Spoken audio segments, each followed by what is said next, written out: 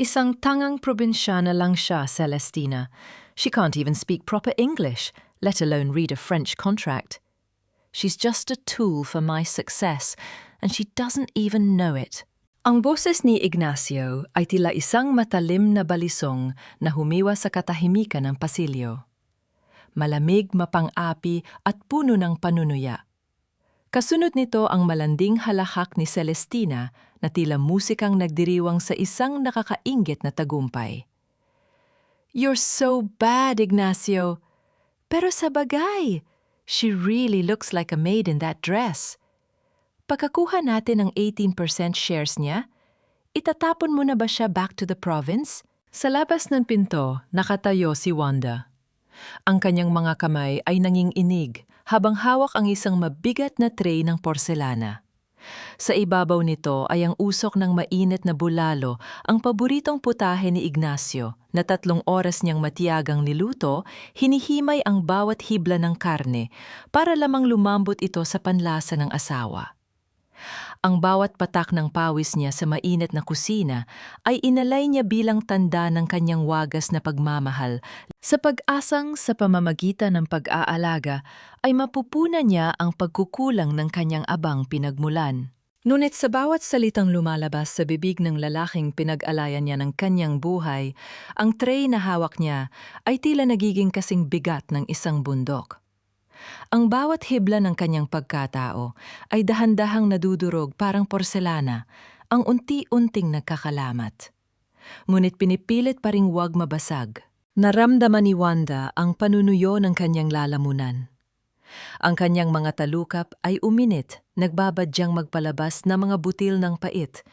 Ngunit mabilis niya itong pinigilan. Hindi siya sisigaw, hindi siya maglulupasay.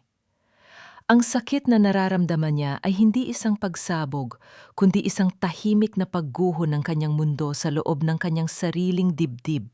Ang bawat pintig ng kanyang puso ay tila isang sumusumbat na paalala sa lahat ng mga gabing pinili niyang manahimik at magpakamangmang para lamang hindi masira ang imahe ng asawa. Dahan-dahan niyang ibinaba ang tray sa isang maliit na lamesa sa pasilyo. Ang tunog ng porselana na dumampi sa kahoy ay tila isang hatol ng kamatayan para sa kanyang 5 taong pagsasakripisyo. Ang bawat daliri niya ay nanlalamig, tila ba ang dugo sa kanyang katawan ay dahan-dahang nanunuyo sa tindi ng pagtataksil na kanyang nasaksihan. Sa loob ng silid, narinig niya ang kaluskos ng papelang kontratang magtatakwil sa kanyang kinabukasan. "Just one signature, Celestina." At mawawala na sa kanya ang lahat ng pinag-ingatan ng tatay niya. She won't even realize she signed her own ruin. Wika muli ni Ignacio. Ang boses ay puno ng pagmamalaki. Huminga ng malalim si Wanda. Ang hangin ay tila punong-puno ng bubog na sumasugat sa kanyang baga. Tumingala siya pilit na tinitigan ng kisame ng mansyong tila naging isang malaking bilangguan para sa kanyang kaluluwa. Sa mga sandaling yon ang imahe ng kanyang amang pumanaw ay dumaan sa kanyang balintataw, ang lalaking nagturo sa kanya ng 4 na wika, ang lalaking nagsabing ang katalinuhan ay isang lihim na sandata na dapat gamitin sa tamang panahon. Ito ba ang halaga ng aking katapatan ang maging isang aninong tinatapakan sa ilalim ng inyong mga paa habang kayo ay nagpapakasasa sa aking katahimikan? Ito ang tanong na bumabalot sa kanyang isipan habang ang kanyang anino ay dahan-dahang lumalayo sa pintong yon, bit-bit ang isang pasyang mas matalim pa sa anumang salitang binitawan ng kanyang asawa. Ang bawat hakbang niya palayo ay hindi pagtakas, kundi ang simula ng isang tahimik na digmaang hindi kailanman nila inaasahan mula sa isang babaeng akala nila ay walang boses. Ang bawat dampi ng kanyang kamay ay malamig at hindi tapat na parabang unti-unting binubura ang natitira kong tiwala sa kanya. Pumasok si Ignacio sa silid na may malapad na ngiti, ngunit bakas. Sa kanyang mga mata ang pilit na pagpapanggap. Lumapit siya kay Wanda at marahang ipinatong ang kanyang mga kamay sa balikat ng asawa. Noon sapat na ang simpleng kilos na iyon upang mapasaya si Wanda. Ngunit na yon, wala na itong dalang init. Sa halip, Lalo lamang niyang naramdaman ang distansya, yan namamagitan sa kanilang dalawa. Hun, I bought this for you. Para naman maging classy ka tignan kapag may mga bisita tayo. Ayak ko namang magmukha kang katulong sa harap ng mga partners ko. Wika ni Ignacio habang isinuot sa leeg ni Wanda ang isang manipis at murang kwintas. Ang kislap ng peking hiyas nito ay tila ng ungutya sa 8 milyong pisong halaga ng mga shares na balak niyang itakwil mula sa asawa. Hindi kumibo si Wanda. Nanatili siyang nakatitig sa kanyang sariling refleksyon sa salamin.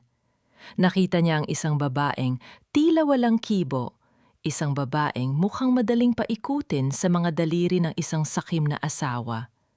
Ngunit sa likod ng kanyang mga mata, ang baw ng pait ay lalong lumalakas. Nang hapong iyon, dumating si Celestina sa mansyon. Suot ang isang pulang damit na tila sumisigaw ng kapangyarihan, pumasok siya sa sala na tila siya ang tunay na reyna ng tahanan. Wanda, this is Celestina, my new language assistant. She'll be helping us with the foreign investors dahil alam mo naman, hindi sapat ang kaalaman mo sa mga ganitong bagay. Pakilala ni Ignacio nang may tono ng pagmamaliit. Inutusan ni Ignacio si Wanda na magtimpla ng tsa para sa kanila.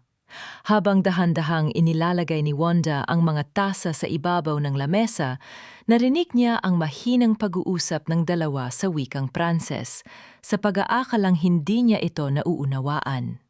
Elle est tellement stupide, n'est-ce pas? Elle nous sert comme une chienne. Wika ni Celestina sabay tingin ng direkta sa mga mata ni Wanda, isang mapang-aping ngiti ang sumilay sa kanyang mga labi. Ang ibig niyang sabihin ay napaka-bobo ni Wanda at nagsisilbi itong parang aso sa kanila. Nanatiling blanko ang mukha ni Wanda. Ang bawat daliri niya ay nakakapit ng mahigpit sa gilid ng tray. Ang kanyang mga kuko ay tila ba gustong bumaon sa porselana para pigilan ang sariling sumabog. Sa loob ng kanyang isipan, dahan-dahan niyang isinalin ang bawat salita ng pangungmutya. Ang bawat insulto ay itinanim niya sa kanyang memory, bilang mitsa ng kanyang gagawing paghihiganti. Pagkatapos ng eksenang iyon, nagtungo si Wanda sa silid ni Lola Basyon, ang matandang lola ni Ignacio na tanging nagpapakita sa kanya ng tunay na pagkalinga. Hinaplos ni Wanda ang kulubot na kamay ng matanda at bumulong sa wikang Hapon. Taijubuyo, Lola! Malapit na! Malapit na nilang marinig ang tunay na tinig ng babaeng minaliit nila. Nang gabi ring iyon habang abala si Ignacio sa pakikipag-usap sa telpon o sa balkona, dahan-dahang nilinis ni Wanda ang kagamitan ng asawa. Napansin niya ang isang bahagyang nakaawang na bahagi sa ilalim ng suutan ng vali ni Ignacio. Gamit ang isang maliit na aspil, dahan-dahan niyang binuksan ang isang nakatagong compartment. Nanigas ang buong katawan ni Wanda nang makita ang nilalaman nito. Hindi mga dokumento na kumpanya ang bumulaga sa kanya, kundi isang serya ng mga litrato. Mga litrato niya ito ngunit. Sa bawat kuha ay may kasama siyang isang misteryosong lalaki na hindi niya kailanman nakilala. Ang mga litrato ay sadyang kinuha sa mga anggulong, tila ba meron silang lihim na relasyon? Isang malakas na pintig ang dumaan sa sentido ni Wanda. Ano ang balak mo, Ignacio? Hanggang saan ang kaya mong gawin para lamang tuluyan akong wasakin? Ang pinakamatalim na patalim ay hindi hawak ng kaaway na nasa harap mo, kundi ng taong itinuturing mong kapatid na nakatayo sa iyong likuran. Sa loob ko isang tahimik na coffee shop na malayo sa mapanghusgang mata ng mga alkantara mahigpit na. Hinawakan ni Wanda ang kamay ni Felicidad. Ang init ng palad ng kanyang matalik na kaibigan ay tila isang kanlungan sa gitna ng malamig na bagyong dinaranas niya. Sa loob ng 10 taon, si Felicidad ang naging takbuhan ni Wanda mula sa mga simpleng problema sa probinsya hanggang sa masalimuot na buhay sa mansyon. Felicidad, hindi ko na alam ang gagawin ko. Bulong ni Wanda, ang kanyang boses ay nanginginig at puno ng pait. Nakita ko ang mga papeles sa valley ni Ignacio. May mga litrato rin ako na hindi ko alam kung paano napunta doon. I think I think they're trying to frame me para makuha ang mga shares ni Papa. Yumakap ng mahigpit si Felicidad. Ang kanyang boses ay punong-puno ng empathy na tila galing sa kaibuturan ng puso. Wanda girl, don't worry, I'm here. Just tell me everything para matulungan kita.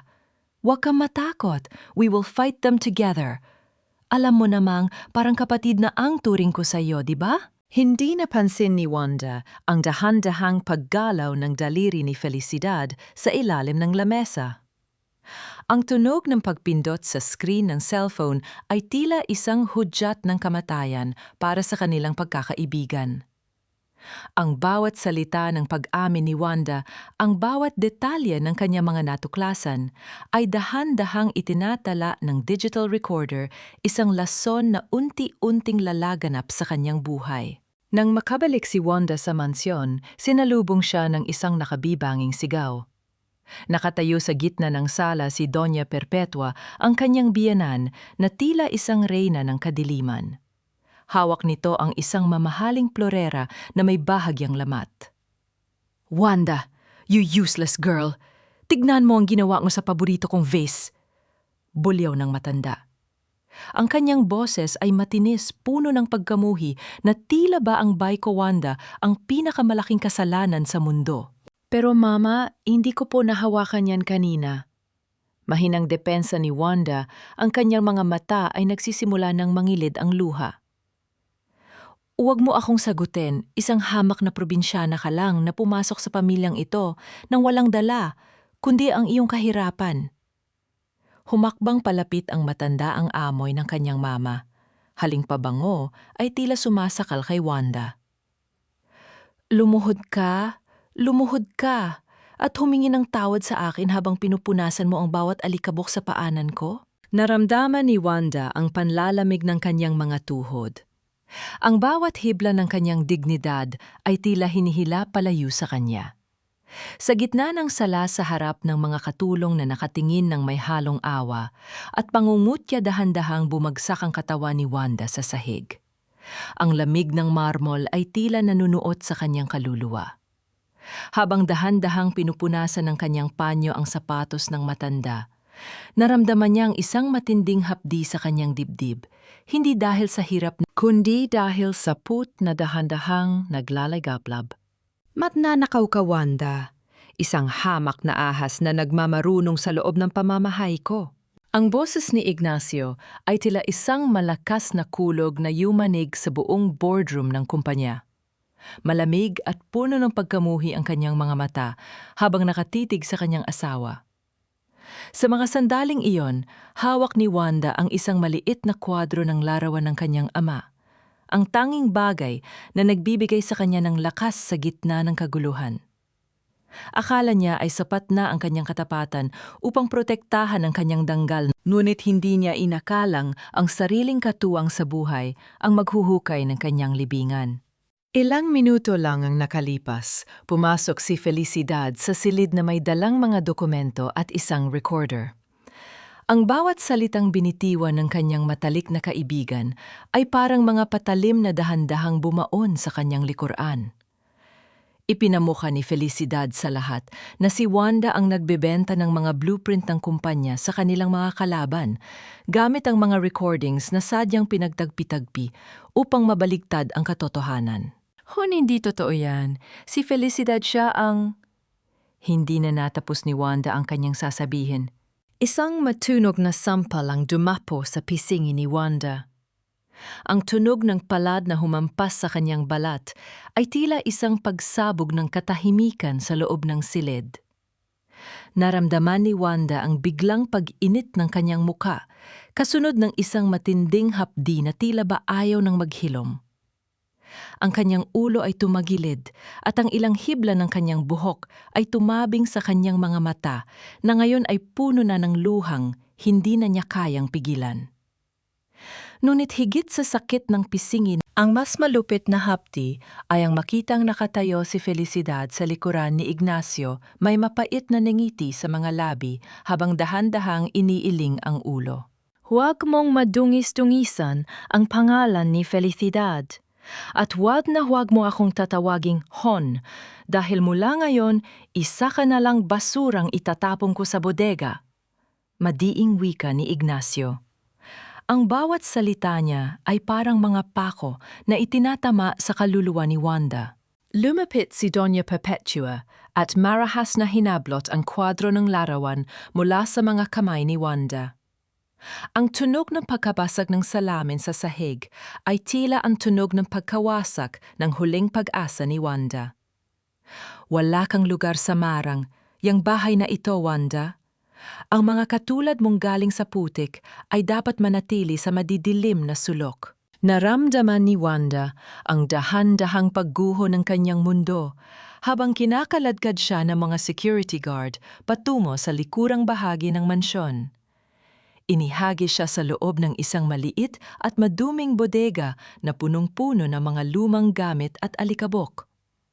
Ang amoy ng amag at kalawang ang sumalubong sa kanya malayo sa bango ng mga mamahalin niyang bulaklak sa master bedroom. Nang marinig niya ang pagkakandado ng pinto mula sa labas, unti-unting huminto ang pagpatak ng kanyang mga luha. Sa gitna ng dilim dahan-dahang naupo si Wanda sa sahig. Nanginginig ang kanyang mga daliri, ngunit hindi dahil sa takot, kundi dahil sa isang uri ng put na ngayon lang niya naramdaman sa buong buhay niya.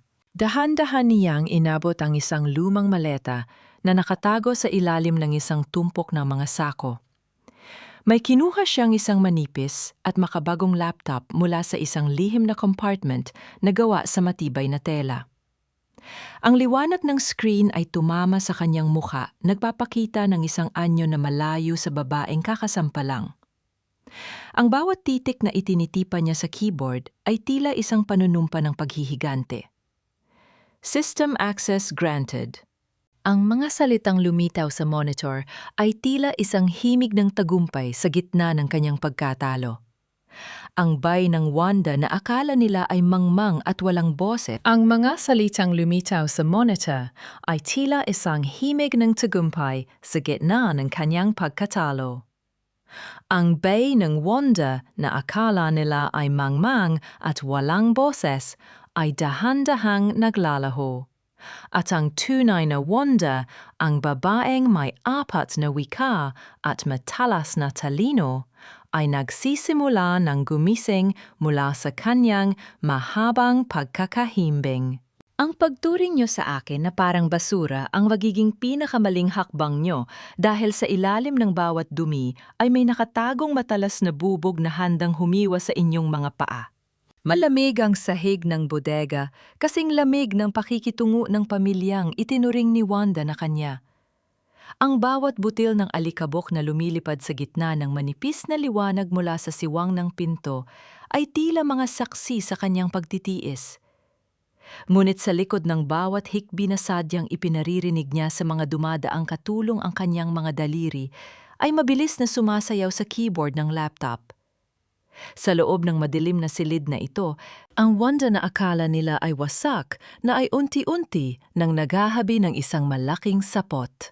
Isang folder na may titulong Inheritance Assets 18% Shares Backup ang dahan-dahan niyang in-upload sa cloud system ng kumpanya. Ngunit ang folder na ito ay hindi naglalaman ng katotohanan. Ito ay isang bitag, isang digital honeypot na may mga nakatagong codes sa apat na wika. Sa sandaling buksan ito ni na Ignacio at Celestina, ang bawat paggalaw nila, bawat pagbabagong gagawin nila sa orihinal na dokumento ay otomatikong mag-iiwan ng digital fingerprint na hindi na kailanman mabubura. Narinig ni Wanda ang kalansing ng mga susi mula sa labas. Mabilis niyang itinago ang laptop at nagkunwaring natutulog sa ibabaw ng isang lumang banig. Bumukas ang pinto at pumasok si Celestina, suot ang kanyang mamahaling sapatos na tumutunog nang may pagmamayabang sa bawat hakbang. "Wake up, you pathetic loser!" Madding sabi ni Celestina habang itinutulak ng dulo ng kanyang sapatos ang balikat ni Wanda. "Nahanap na namin ang access codes mo. Salamat kay Felicidad, we don't need your cooperation anymore. Bukas na bukas din ang 18% na yan ay magiging kasaysayan na lang gaya ng tatay mong talunan." Hindi sumagot si Wanda. Nanatili siyang nakatungo. Hinahayaan ang kanyang buhok na tumakip sa kanyang mukha. Ngunit sa ilalim ng kanyang mga mata, isang mapait na ngiti ang sumilay. "Take the bait, Celestina," bulong niya sa kanyang isipan. "Kuhanin mo ang lahat ng akala mo ay sayo para sa huli ay wala ka ng matatakbuhan." Kinabukasan, pinayagan si Wanda na lumabas ng bodega para lamang maglinis ng harden, isang paraan ni Doña Perpetua para lalo siyang hiyain sa harap ng mga kapitbahay. Habang hawak ang walis tingting dahan-dahang, lumapit si Wanda sa dulo ng bakod kung saan ang lupa ay tuyo. Gamit ang dulo ng walis, isinulat niya ang pangalan ng kanyang ama, Arthur. "Itay malapit na," bulong ni Wanda habang mabilis na binubura ang sulat gamit ang kanyang paa nang makita ang isang security guard na papalapit. Naramdaman niya ang init ng sikat ng araw sa kanyang balat, isang paalala na pagkatapos ng pinakamahabang gabi ay laging may darating na umaga. "Ang bawat pait na ipinatikim niyo sa akin ay magsisilbing tinta na isusulat ko sa inyong huling hatol dahil ang babaeng itinuring niyong mangmang ay ang siyang mismong kukuha ng inyong lahat." Ang tunog ng pagpihit ng susi sa kinakalawang na pinto ng bodega ay tila isang babala na bumasag sa katahimikan ng gabi. Dahan-dahang bumukas ang pinto sapat na para pumasok ang anino ng isang taong hindi inaasahan ni Wanda. Pumasok si Doña Perpetua. Ang kanyang mamahaling seda ay tila nagniningning sa gitna ng dumi at amag ng silid. Ang kanyang mukha ay hindi kakikitaan ng galit, kundi ng isang uri ng takot na pilit niyang itinatago sa likod ng kanyang mapagmataas na tingin. "Nasaan ang mga papeles ng tatay mo, Wanda?" Pabulong na tanong ng matanda, ang kanyang boses ay nanginginig ng bahagya. "Alam kong may itinatago ka pa. Huwag mong isiping maliligtas ka ng pananahimik mo. Sabihin mo sa akin kung nasaan ang orihinal na titulo ng mga shares bago pa ito mahanap ni na Ignacio at Celestina." Hindi sumagot si Wanda. Nanatili siyang nakaupo sa sahig, ang kanyang mga kamay ay nakatago sa ilalim ng lumang banig kung saan naroon ang kanyang laptop. Pinagmamasdan niya ang biyenan at sa unang pagkakataon nakita niya ang isang lamat sa matibay na pader ni Doña Perpetua. Ang login na nakita niya kagabi mula sa kwarto nito ay hindi para tulungan ang anak, kundi para sa sariling interes nito. "Bakit mama takot po ba kayong malaman nila ang totoo?" Wika ni Wanda sa wikang Tagalog, ang kanyang boses ay malumanay, ngunit tila may talim ng isang kutsilyo. Nanlaki ang mga mata ni Doña Perpetua. Isang malakas na sampal ang iginawad niya kay Wanda. Ang tunog ng pagtama ng palad sa pisingi ay umalingaw-ingaw sa buong bodega. "Huwag mo akong tatawaging mama. Wala kang karapatan ng pamilya mo, ang sumira sa amin noon at ngayon. Sisiguraduhin ko mabubura ang huling bakas ng pangalan niyo." Nang makaalis ang matanda, hindi umiyak si Wanda. Sa halip, hinaplos niya ang kanyang namumulang pismi at dahan-dahang tumayo. Naalala niya ang lihim na sulat, ang susi ay nasa ilalim ng plorera ng hapon. Gamit ang kadiliman bilang kanyang kakampi, dahan-dahan siyang lumabas ng bodega sa pamamagitan ng isang maliit na siwang sa bintana na matagal na niyang niluwagan. Tahimik siya naglakad patungo sa sala ng mansyon. Ang bawat yabag ng kanyang paa sa malamig na marmol ay tila hindi lumilika ng anumang tunog. Narating niya ang malaking plorera ng hapon na nakalagay sa sulok ng hagdan, isang antigong gamit na paborito ni Doña Perpetua. Dahan-dahan niyang itinaas ang mabigat na porselana sapat na para maipasok ang kanyang mga daliri sa ilalim. Doon naramdaman niya ang isang maliit at matigas na bagay. Isang susi. Isang lumang susing pilak na may nakaukit na inisyal A.S. Arthur Sana, ang kanyang ama. Naramdaman ni Wanda ang paninikip ng kanyang dibdib. Ang amoy ng lumang metal ay tila nagdala sa kanya ng alaala ng kanyang ama habang nasa loob ng kanyang library. Ang susing ito ay hindi para sa kumpanya. Ito ay para sa isang lihim na vault na tanging ang kanyang ama lang ang nakakaalam. Ang pumatay sa sariling ama. Gaano kababa ang kaya mong abutin, Ignacio, para lamang makuha ang huling piraso ng aking danggal? Ang tanong na ito ay paulit-ulit na umuukit sa isipan ni Wanda habang mahigpit niyang hawak ang susing pilak sa loob ng madilim na bodega. Ang lamig ng bakal ay tila humahalo sa nanunuot na ginaw ng madaling araw, ngunit sa loob ng kanyang dibdib may isang apoy na nagsisimulang maglaglabas. Ang bawat salitang narinig niya mula sa itaas ng hagdan ay parang mga lason na ipinupunla sa kanyang pagkatao. Hindi sapat sa kanila na nakawin ang kanyang yaman. Kailangan din nilang dumihan ang alaala ng tanging tao na tunay na nagmahal sa kanya. Dahan-dahang binuksan ni Wanda ang kanyang laptop. Ang asul na liwanag mula sa screen ay tumama sa kanyang muka, nagpapakita ng mga matang wala ng bakas ng takot, tanging isang malamig na determinasyon. Mabilis na sumayaw ang kanyang mga daliri sa keyboard. Hindi niya hahayaang magtagumpay ang kasinungalingan. Sa loob ng ilang minuto, nakuha niya ang medical records ng kanyang ama mula sa database ng ospital sa Singapore, mga dokumentong sadyang itinago ni na Ignacio. You really think you're so smart, Ignacio, bulong ni Wanda. Sa wikang Pranses ang kanyang boses ay tila isang marahang hanging may dalang talim. Mais tu ne sais pas que je t'observe depuis le début. Narinig ni Wanda ang mabibigat na yabag ng sapatos na papalapit sa bodega. Ang tunog ng pagpihit ng bakal sa pintuan ay lumika ng isang nakakangilong ingay na umalingaw-ngaw sa tahimik na paligid. Pumasok si Ignacio, suot ang kanyang pinakamahal na suit para sa malaking araw ng shareholders meeting. Mukha siyang isang tagumpay na leon, ngunit para kay Wanda, isa lamang siyang aninong puno ng dumi. Wake up, Wanda! Oras na para sa huling hininga ng karera mo, wika ni Ignacio habang nakapamewang. Sana ay handa ka na sa kahihiyang sasapuhin mo sa harap ng mga investors. After this meeting, hindi ka lang pulubi, kundi isang kriminal sa mata ng lahat. Humarap si Wanda sa kanya, dahan-dahang tumayo at pinagpaga ng kanyang maruming damit. Hindi siya sumagot, ngunit ang kanyang pananahimik ay tila isang pader na hindi matibag-tibag ni Ignacio. Ang bawat segundo ng kanilang pagtititigan ay puno ng tensyon na tila isang kwerdas na anumang oras ay mapuputol. Why aren't you saying anything? Natatakot ka na ba? Pangungutya ni Celestina na biglang sumulpot sa likuran ni Ignacio. Don't worry, Wanda. I'll make sure to translate your cries of mercy into 4 different languages para maintindihan ng lahat.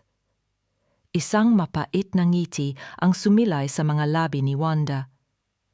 Huwag kang mag-alala, Celestina. Siguraduhin mo lang na tama ang magiging pagsasalin mo mamaya, dahil baka ang sarili mong hatol ang mabigkas mo. Para kang dumi sa gitna ng puting tela, Wanda. Your presence is an insult to this boardroom at sa alaala ng pamilya Alcantara.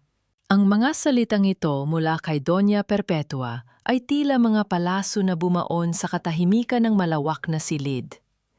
Nakatayo si Wanda sa isang sulok-suot, pa rin ang kanyang luma at gusot na duster na punong-puno ng alikabok mula sa bodega. Sa paligid niya, ang mga kodong na nakasuot ng mamahaling Amerikana ay nagbubulungan ng kanilang mga mata ay puno ng panghuhusga at pandidiri. Ang bawat sulyap nila ay tila isang marahas na pagtanggal sa huling hibla ng dignidad na pinanghahawakan ni Wanda. Sa gitna ng mahabang lamesang gawa sa mahogany, nakaupo si Ignacio na tila isang hari. Sa tabi niya ay si Celestina na panakanakang tinitingnan si Wanda nang may mapait na ngiti habang inaayos ang kanyang mamahaling relo. Ladies and gentlemen shareholders. Panimula ni Ignacio, ang kanyang boses ay pormal at puno ng kapangyarihan. Narito tayo ngayon hindi lamang para pag-usapan ang paglago ng kumpanya, kundi para protektahan ang ating integridad. Isang masakit na katotohanan ang natuklasan namin. Ang asawa ko si Wanda Sana ay hindi lamang nagtangkang magnaka ng ating trade secrets, kundi may kinalaman din sa kahina-hinalang pagkamatay ng kanyang amang si Arthur Sana para lamang makuha ang 18% na shares na ito. Isang malakas na singhapang umalingaw-ngaw sa buong silid. Naramdaman ni Wanda ang biglang panlalamig ng kanyang mga kamay. Ang bawat pintig ng kanyang puso ay tila isang tambol na sumasabay sa kumpas ng kasinungalingang inilaladlad sa harap ng lahat. Ang fanno galit sa loob ng kanyang dibdib ay tila isang bulkang malapit ng sumabog, ngunit nanatili siyang tahimik. Ang kanyang pananahimik ay tila isang baluti na pilit binubutas ng mga matatalim na salita ni Ignacio. "Tell them, Wanda, bakit ka tahimik?" Pangungutya ni Celestina sa wikang Ingles. "Are you waiting for a translator? O baka naman hindi mo talaga naintindihan na tinatawag ka na naming kriminal sa harap ng lahat? You're a disgrace to your father's name." Dahan-dahang hinaplos ni Wanda ang susing tilak sa loob ng kanyang bulsa. Ang lamig ng bakal ay nagbigay sa kanya ng isang uri ng kapanatagan. Tumingala siya at tinitigan si Ignacio ng diretso sa mga mata. Sa mga sandaling iyon, ang takot ay tuluyan ng pinalitan ng isang malamig na kaisipan. Hindi niya hahayaang madungisan ang danggal ng kanyang ama sa loob ng silid na ito. Ang bawat salita ng pangungutya niyo ay parang mga semento na itinambak niyo sa aking balikat. Ngunit nakalimutan niyo na ang semento ay tumitigas din at nagiging matibay na pundasyon. Nakatayo si Wanda. Sa gitna ng boardroom, ang kanyang mga mata ay hindi na nakatingin sa sahig. Sa harap ng lahat, si Celestina ay pilit na ipinapaliwanag sa wikang Pranses ang mga kondisyon ng merger sa isang French investor. Ngunit halata ang panginginig ng boses nito. Ang mga maling salita at baluktot na gramatika ni Celestina ay tila musikang sintunado sa pandinig ni Wanda. "I'm sorry, Mademoiselle Celestina, but your translation is as fraudulent as the contract you are holding," wika ni Wanda. Ang kanyang boses ay umalingaw-ngaw sa buong silid, hindi sa wikang Tagalog, kundi sa isang perpektong Pranses na may accent ng isang aristokrata. Nanigas si Ignacio.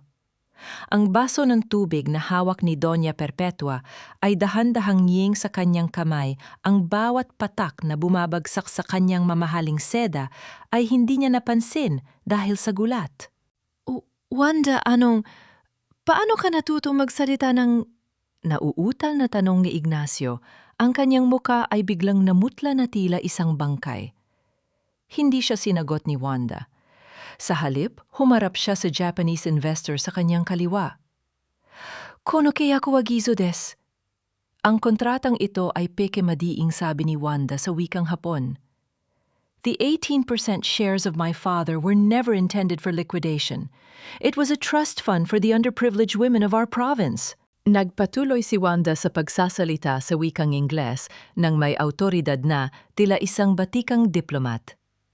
Ang bawat pangunusap niya ay tila isang matalim na espada na humahati sa mga kasinungalingang itinayo ni na Ignacio sa loob ng maraming taon. Ang Injustice Engine ay tuluyan ng napalitan ng Sacrifice Dilemma Engine para sa mga kalaban. Ngayon sila ang kailangang pumili kung susuko ba sila o haharap sa habambuhay na kahihiyan. "You called me a tanggang provinciana, Ignacio," wika ni Wanda sa wikang Tagalog habang dahan-dahang naglalakad patungo sa kanyang asawa. "Ngunit ang pananahimik ko ay hindi tanda ng kamangmangan. It was my observation room. At sa loob ng 5 taon, nakita ko kung paano mo naging negosyo ang pagtataksil. Akala mo ba, Felicidad, sapat na ang ninakaw mong memory para ibaon ako sa hukay? Na kayo rin ang humukay?" Ang boses ni Wanda ay tila isang malamig na hampas ng hangin na nagpatahimik sa buong boardroom. Habang nakatayo sa harap ng malaking screen, pinagmamasdan niya si Felicidad na nanginginig ang mga kamay habang isinasaksak ang flash drive. Ang bawat kalansing ng metal sa USB port ay tila isang tibok ng orasan patungo sa huling pagtutuos. Sa mga sandaling, iyon ang fanno, galit sa dibdib ni Wanda, ay hindi na isang apoy na nakakasunog, kundi isang nagyayalong kaisipan na handang pumatay ng anumang kasinungalingan. Dahan-dahang lumabas ang imahe sa screen. Ang video ay malabo, kuha mula sa isang madilim na sulok ng library ng kanyang ama. Nakita ng lahat ang isang babaeng nakatalikod si Wanda na may hawak na baso ng tubig habang nasa tabi ng kanyang ama, si Arthur, na hirap huminga. Nakita sa video ang pag-abot ni Wanda ng tubig at ilang sandali pa ang tuluyang pagbagsak ng katawan ng matanda sa sahig. Sinakita niyo ba pinanood niya lang mamatay ang sarili niyang ama? Sigaw ni Ignacio, ang kanyang boses ay puno ng mapait na tagumpay habang nakaturo sa screen. Wala kang puso, Wanda. Pumatay ka para sa pera. Nanatiling nakatayo si Wanda, walang bakas ng takot sa kanyang muka. Dahan-dahan niyang kinuha ang susing pilak mula sa kanyang leeg at idiniin ito sa dulo ng kanyang laptop. Isang panibagong feed ang biglang lumitaw sa screen na nag-o-overlap sa video ni Felicidad. Ito ang high-definition na kopya ng orihinal na security feed na nakuha ni Wanda mula sa Singaporean Embassy. Panorin niyo ang karugtong Ignacio, malumanay na wika ni Wanda. Ang bawat salita niya ay tila isang matalim na karayom na tumutusok sa balat ng kanyang asawa. Sa malinaw na video nakita ang sumunod na tagpo bago pa man pumasok si Wanda sa silid, naroon na si Ignacio at Doña Perpetua. Nakita ang dahan-dahang pagpapalit ni Doña Perpetua sa gamot ni Arthur ng isang puting pulbos. Nakita ang paglabas nila nang marinig ang yabag ni Wanda. Ang baso ng tubig na ibinigay ni Wanda ay hindi ang pumatay sa kanyang ama, ito ang huling tangka ng isang anak na iligtas ang amang nilason na pala ng sarili niyang manugang at biyenan. Isang nakabibinging katahimikan ang bumalot sa buong boardroom. Ang tunog ng mabilis na paghinga ni Doña Perpetua ay tila isang maugong na hangin sa gitna ng silid. Naramdaman ni Wanda ang biglang panghihina ng kanyang mga tuhod nang muling makita ang huling sandali ng kanyang ama. Ngunit hindi niya hinayang makita ng iba ang kanyang pagkasira. Ang bawat hibla ng kanyang pagkatao ay nananatiling matatag, tila isang nara na hindi matitibag ng anumang bagyo. Wanda anak, patawad kung iniwan kitang mag-isa sa gitna ng mga lobo. Huwag kang matatakot dahil ang boses mo ang siyang magpapabagsak sa kanilang lahat. Ang boses na iyon, ang boses na 5 taon nang nananahimik sa ilalim ng lupa ay muling umalingaw-ngaw sa bawat sulok ng boardroom. Para kay Wanda, ang bawat salita ng kanyang ama ay tila isang mainit na haplos sa kanyang nanlalamig na kaluluwa. Sa gitna ng marang, yang silid na puno ng mga sakim ang tinig ni Arthur Sana ay tila isang banal na awit ng katarungan. Ang bawat kodong ay tila napako sa kanilang kinauupuan habang si Ignacio ay dahan-dahang napaluhod. Ang kanyang mga kamay ay nakatakip sa kanyang mga tenga. Tila ba sinusubukang takasan ang hatol ng nakaraan? Isara niyo yan? Peke yan, isang manipulasyon lang yan. Sigaw ni Ignacio. Ang boses ay puno ng desperasyon at panginginig. Mr. Alcantara, the digital signature of this audio file is verified by the Singaporean High Court, malamig na tugoning diplomat. And there is more. The 18% shares were just a decoy. Ms. Wanda Sana, your father held the controlling interest of the offshore foundation that funds 60% of Alcantara Holdings. In short, you don't just own a part of this company, you own the ground they are standing on. Naramdaman ni Wanda ang biglang pag-akyat ng init sa kanyang dibdib. Ang bawat sampal ni Ignacio, ang bawat pang-aapi ni Doña Perpetua, at ang bawat luhang pumatak sa madilim na bodega ay tila nagkaroon ng kabuluhan. Ang tanikala ng tungkulin na dati ay nakasakal sa kanyang leeg ay naging isang gintong setro ng kapangyarihan. Tumingin siya kay Doña Perpetua na ngayon ay tila isang tuyong dahon na nangangatog sa takot. You called me a guest in this house, Mama. Wika ni Wanda sa wikang Tagalog, ang boses ay matatag at malalim. Pero ang totoo kayo, ang mga nakatira sa ilalim ng bubong na itinayo ng tatay ko, you fed on his hard work while poisoning his name. Wanda, baby, please let's talk about this. I'm your husband. Mag-asawa tayo, remember? Pagsusumamo ni Ignacio, pilit na gumagapang patungo sa paanan ni Wanda. Ang tunog ng pagkalos ng kanyang sapatos sa sahig ay tila isang desperadong paghingi ng tawad na wala ng saysay.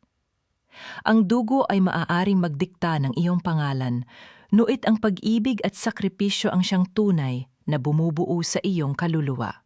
Ang bawat salitang binitawan ni Celestina ay tila mga bubog na tumama sa hubad na balat ni Wanda malamig, matalas at nag-iiwan ng sugat na hindi agad nakikita.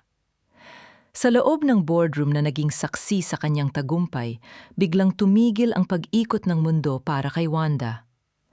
Ang susing pilak na hawak niya ay tila naging kasing bigat ng isang bundok.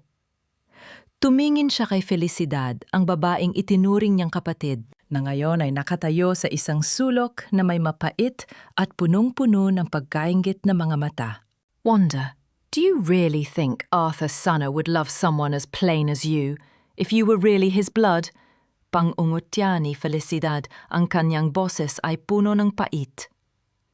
I saw the papers in Singapore. You were just an orphan he took in to replace the daughter he lost. Ako ang nakasama niya sa huling mga sandali niya, habang ikaw ay abala sa pagpapanggap na isang mabuting asawa ni Ignacio. Naramdaman ni Wanda ang dahan-dahang pagguho ng kanyang pundasyon. Ang bawat alaala ng kanyang ama, ang pagtuturo nito ng 4 na wika, ang mga gabing binabasa nito ang kanyang mga paboritong libro, ang mainit na haplos nito sa kanyang buhok, ay tila naging mga aninong nagdududa. Kung hindi ako ang kanyang tunay na anak, para saan pa ang lahat ng pagtitiis ko? Ito ang tanong na bumabalot sa kanyang isipan, isang muling pagkawasak sa gitna ng kanyang pagkapanalo. Ngunit sa gitna ng kanyang panghihina, naramdaman niya ang init ng susing pilak sa kanyang palad. Dahan-dahan niyang itiningala ang kanyang muka at sa pagkakataong ito, hindi galit ang nakita sa kanyang mga mata, kundi isang malalim na kapanatagan. Felicidad, maybe you're right. Maybe we don't share the same blood, wika ni Wanda. Sa wikang Tagalog ang boses ay malumanay, ngunit may autoridad na tila galing sa kaibuturan ng lupa. Pero ang pagmamahal ay hindi nasusukat sa DNA. My father chose me. He spent years honing my mind, giving me the tools to survive this world. If I was just a replacement, he wouldn't have left me the keys to his kingdom. He gave them to me because he knew I had the heart he raised. Humarap siya sa diplomat na nananatiling nakatayo sa kanyang tabi. Take me to Singapore. I don't care if I'm a Sana by blood or by choice. I am the daughter he created, and I will finish his legacy. Ang pangalan ay isang bakas lamang sa buhangin na maaaring burahin ng agos, ngunit ang pagmamahal ng isang ama ay nakaukit sa kaluluwa na hindi kailanman mabubura ng anumang katotohanan. Bumalik si Wanda sa mansyon ng mga Alcantara, hindi bilang isang bilanggo sa bodega, kundi bilang ang babaeng nagmamay-ari na ngayon ng bawat hibla ng kurtina at bawat butil ng alikabok sa loob nito. Ang amoy ng mamahaling pabango ni Doña Perpetua ay tila naging isang mapait na paalala ng bawat gabing pinili niyang manahimik. Ngunit habang naglalakad siya sa pasilyo, ang tunog ng kanyang sapatos sa marmol ay hindi na tunog ng takot, kundi ang matatag na ritmo ng isang pusong nahanap na ang kanyang tahanan. Narating niya ang silid ni Lola Basyon. Ang matanda ay nakaupo sa kanyang lumang tumba-tumba. Ang kanyang mga mata ay malabo na, ngunit ang kanyang pandinig ay nananatiling matalas. Sa ilalim ng kanyang higaan, dahan-dahang inabot ng matanda ang isang maliit na kahon na yari sa nara. Ang mahinang tunog ng pagkiskis ng kahoy sa sahig ay tila isang bulong mula sa nakaraan. Wanda, anak, Huwag kang makikinig sa mga lobo sa labas. Mahinang wika ni Lola Basyon habang iniabot ang kahon. Ang kanyang boses ay nanginginig, ngunit puno ng katiyakan. Ang tatay mo si Arthur ay hindi kailanman tumingin sa iyo bilang isang kapalit. Narito ang katotohanang nais niyang malaman mo sa tamang panahon. Dahan-dahang binuksan ni Wanda ang kahon.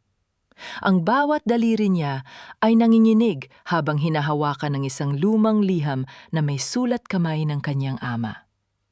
Sa loob nito ay may isang larawan ni Arthur Sana na karga-kargang isang sanggol sa Singapore. At sa likod nito ay nakasulat sa 4 na wika ang isang panunumpa. Hindi ka galing sa aking dugo, ngunit ikaw ang isinilang mula sa aking mga pangarap. Ikaw ang aking tunay na anak. Naramdaman ni Wanda ang isang matinding hapdi sa kanyang lalamunan, isang vowa ng emosyon na matagal na niyang pinigilan. Hindi na mahalaga kung siya ay ampon, ang mahalaga ay pinili siya ng kanyang ama ng buong puso. Ang bawat aral, bawat wika, at bawat sakripisyo ay sadyang inihanda para sa kanya. Ang lason ni Felicidad ay tuluyan ng nawala ng bisa. Salamat Lola, bulong ni Wanda sa wikang Tagalog habang dahan-dahang hinahalikan ang kamay ng matanda. Salamat sa pagtatago ng aking tunay na pagkatao, lumingon si Wanda nang marinig niya ang tunog ng pagbukas ng pinto. Nakatayo roon si Ignacio na ngayon ay nasa ilalim na ng kustodye, yan ang mga pulis para kunin ang kanyang mga huling gamit. Ang kanyang mukha ay puno ng pait at ingit habang nakatingin sa kahon na hawak ni Wanda. Akala mo ba ay tapos na ang lahat, Wanda? Even if you own this house, you will always be a stranger to this family, pangungutya ni Ignacio. Ang boses ay garalgal sa desperasyon. Tinitigan siya ni Wanda nang may malalim na, Ignacio, you were never my family. You were just a lesson I had to learn. Ang bawat pirma mo sa mga dokumentong ito ay hindi lamang tinta, Ignacio. Ito ang bawat luhang pilit mong ipinalunok sa akin habang ikaw ay tumatawa sa piling ng iba. Ang boses ni Wanda ay tila isang malamig na hatol na umalingaw-ngaw sa loob ng boardroom na ngayon ay puno na ng mga pulis at abogado. Nakatayo siya sa harap ni Ignacio. Ang kanyang likod ay tuwid na tuwid, tila isang matayog na tor na hindi na kailanman matitibag ng anumang bagyo.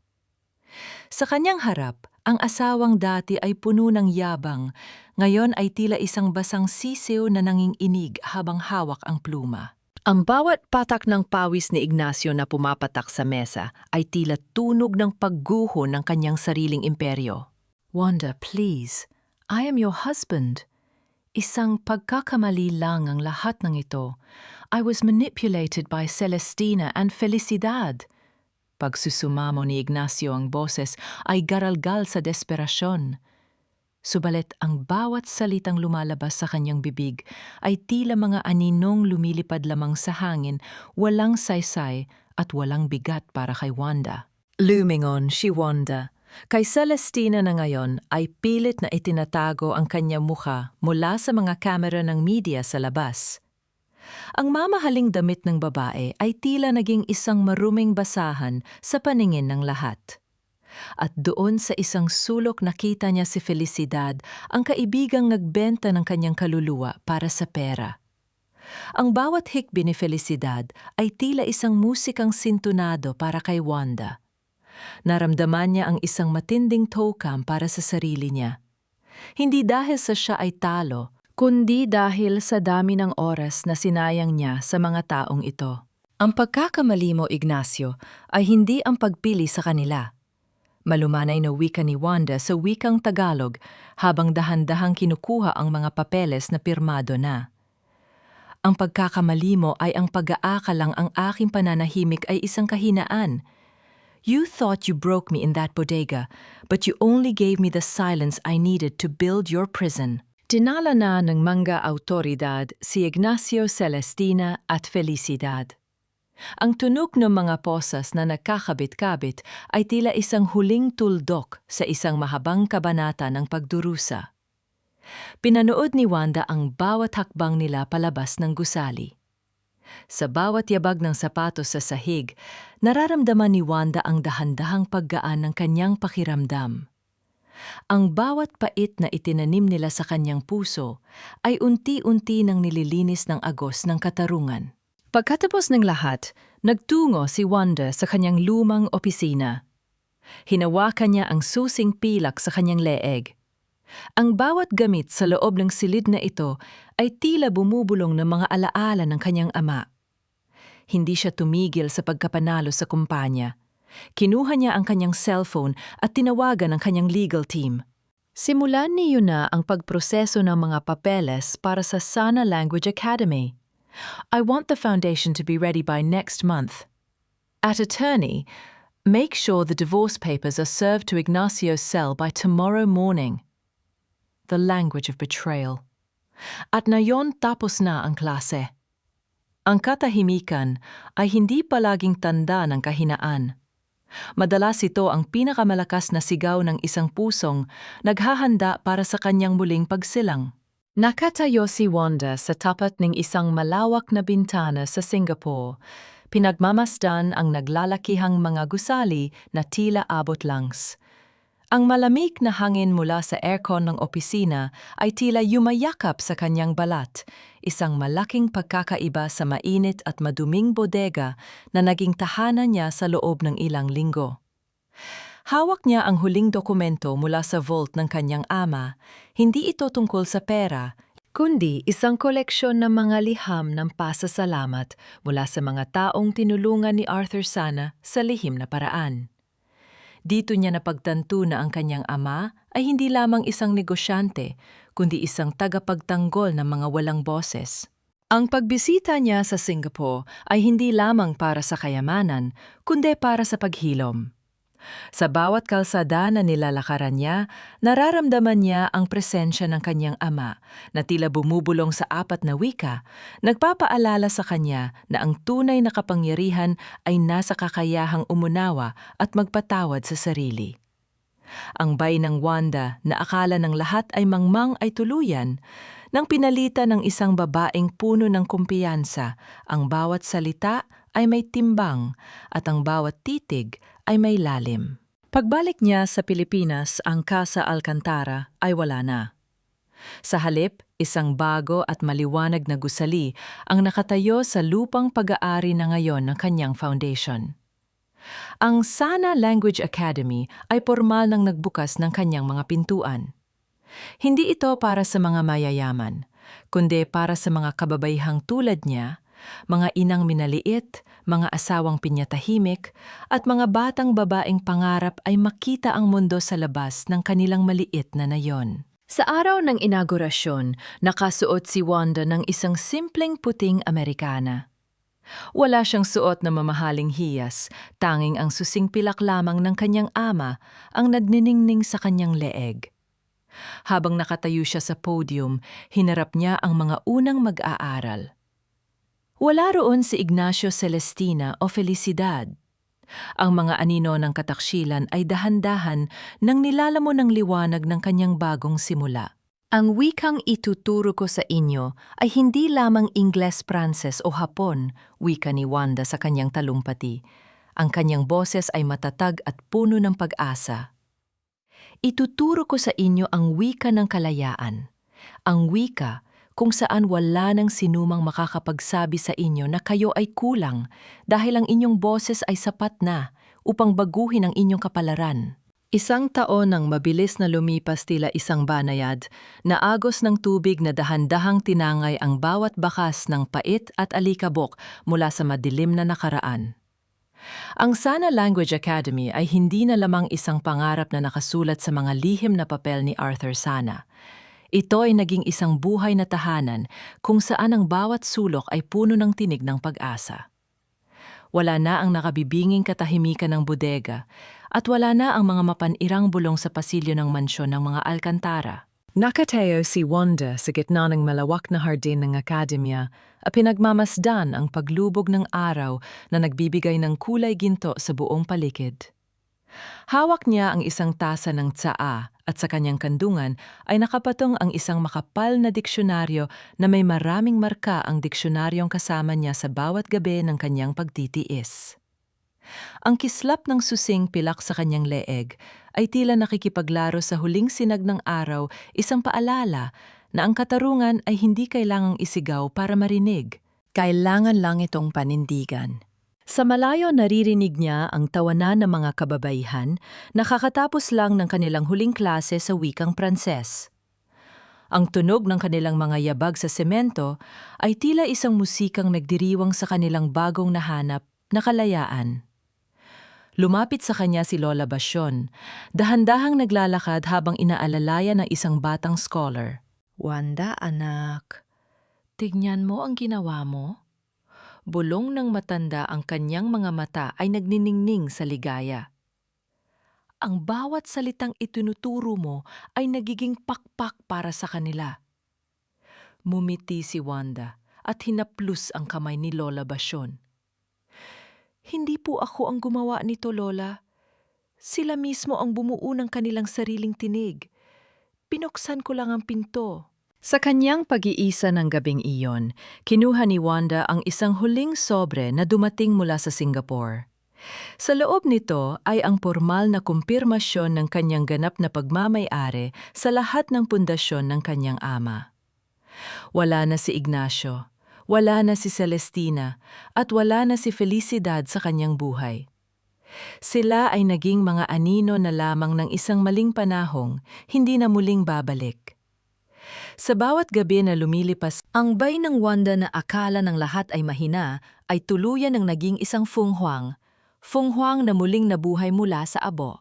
Tuminggala siya sa langit at bumulong sa 4 na wika ng isang maikling pasasalamat.